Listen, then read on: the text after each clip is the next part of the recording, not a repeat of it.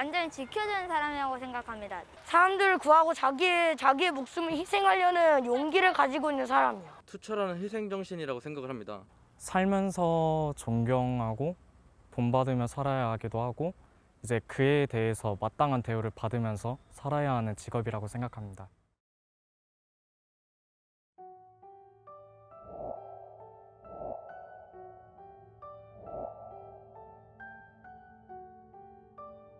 화재가 나도 사람이 눈앞에서 쓰러져도 구하러 오는 사람 하나 없는 나라.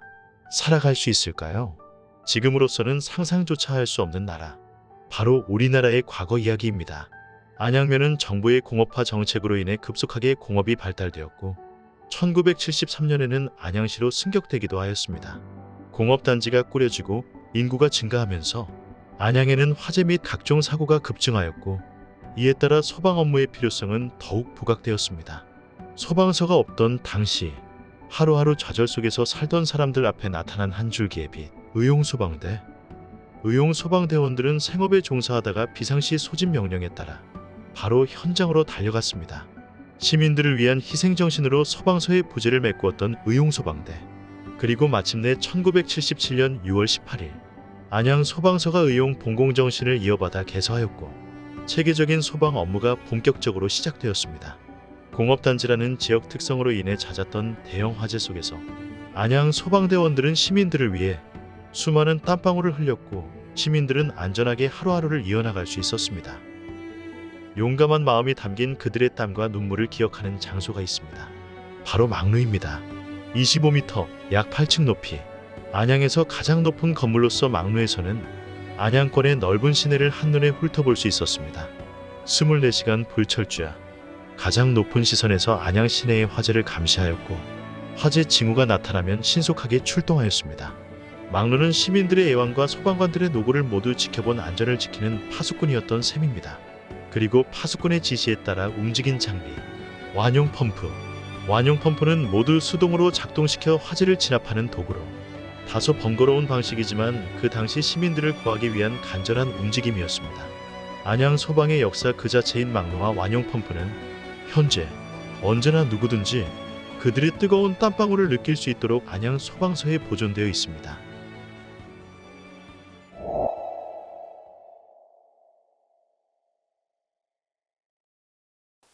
현장 위주로 하면은 화재 출동, 구조. 저는 이제 현장 업무를 주로 많이 근무를 했습니다. 구조대, 화재 진압, 인명 구조하는 쪽 파트에서 많이 근무를 했죠.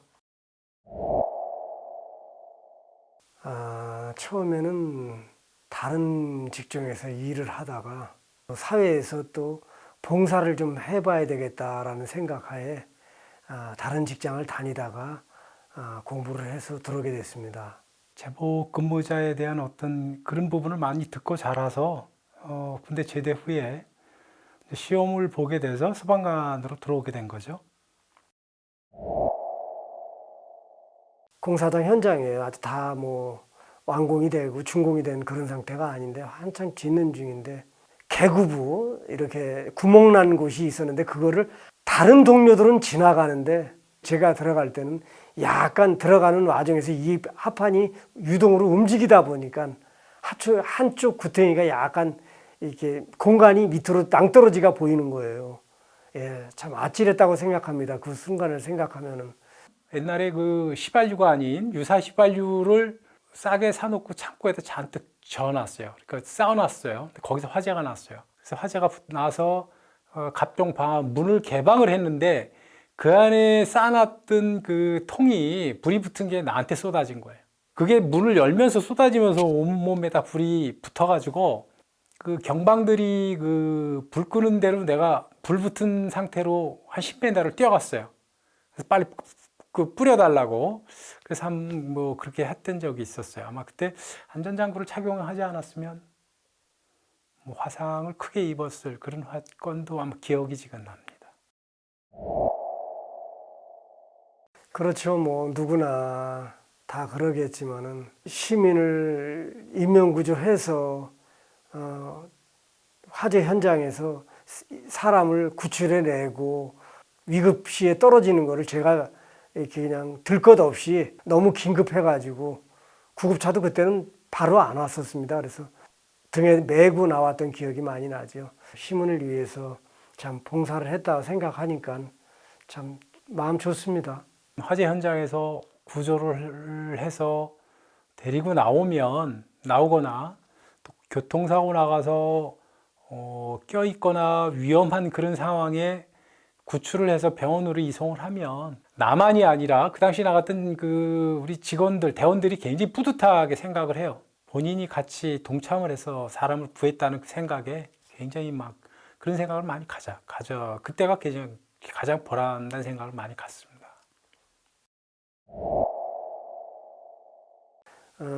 남을 위해 봉사했다, 잘했다, 그래 돕고 제가 젊은 시절을 거기서 보냈습니다마는 예, 지금도 후회 없고 참 열심히 살았나라고 또 아이한테도 또 그런 인상을 주는 것 같습니다. 예, 보람됩니다. 어찌 됐든 간에. 우리 아이들이 자기 학교에 가서도 굉장히 뿌듯하게 아빠가 소방관이라는 얘기를 많이 하거든요. 아이들이 그런 거에 대한 좋은 생각들을 많이 갖고 있는 것 같아요. 저 또한 다시 직업을 갖는다면 내 성향에는 좀 위험 요소가 딸더라도 이런 소방관 같은 직업을 다시 택하지 않을까 그런 생각이 들고 지금도 30년 넘게 소방관으로 퇴직한 걸 굉장히 뿌듯하게 생각을 합니다. 되게 명예롭게 생각을 합니다. 어떻게 해야 가장 안전하고 효율적으로 현장 활동을 할 수 있을까 고민하고 지휘관은 또 그것에 기반하여서 지시를 내리기 때문에 너무 위험하다고만 생각하지 않으시고 저 사람들이 전문적으로 또 안전하게 활동을 하겠구나 하는 믿음직한 마음으로 이렇게 바라봐 주셨으면 좋겠습니다. 여러분 곁으로 소방관이 달려온다는 믿음을 갖고 우리와 함께하는 소방관으로 기억해 줬으면 좋겠습니다. 제복 공무원이다 보니까 색깔로 기억했으면 좋겠어요. 저희 주황색 옷을 보면 편안한 마음을 가지고 믿음을 갖고 저희들을 불러줬으면 좋겠습니다. 저희들이 시민을 구하고 구조를 함에 있어서 열심히 한다. 또 나라와 국가를 위해서 열심히 한다. 그런 이미지를 좀 소방관에 대해서 좀 가졌으면 하는 그런 바람입니다. 근데 이 얘기는 꼭 하고 싶었어요. 왜냐하면 소방관 그 복장을 입으면 일반 그 국민들이 소방관을 바라보는 시각은 만능이다라고 이렇게 다 생각을 할 텐데 그렇지 않거든요. 거기에는 고참이든 또 이제 들어온 지 얼마 안 된 신임 직원이든 다 소방관으로 똑같이 보잖아요. 거기서도 분명히 차등이 있어요. 그래서 경험이 많은 소방관이랑 경험이 없는 그 초임 소방관은 분명히 차이가 있겠죠. 그런 경우가 굉장히 많아요. 내가 충분히 구할 수 있는 입장이 안 되는데도 불구하고 소방관이 빨리 들어가서 구조를 해야 되지 않느냐라는 그런 얘기를 많이 해서 어쩔 수 없이 들어가가지고 순직한 그 소방관들도 있거든요. 그래서 화재 현장에는 화재 진압하는데 다른 그런 교육을 많이 받은 사람들이 또 별도로 있고 구급대원들은 또 이 CPR이라든가 응급처치에 관련된 여러 가지 자격증을 갖고 있는 사람들이 하기 때문에 그런 거를 조금 이렇게 세분화해서 좀 봐줬으면 좋겠다라는 얘기를 꼭 해주고 싶고요. 다 잘할 수는 없기 때문에 약간의 실수가 있더라도 질책보다는 응원이 좀 좋지 않을까요? 하는 그 말씀을 꼭 드리고 싶어요.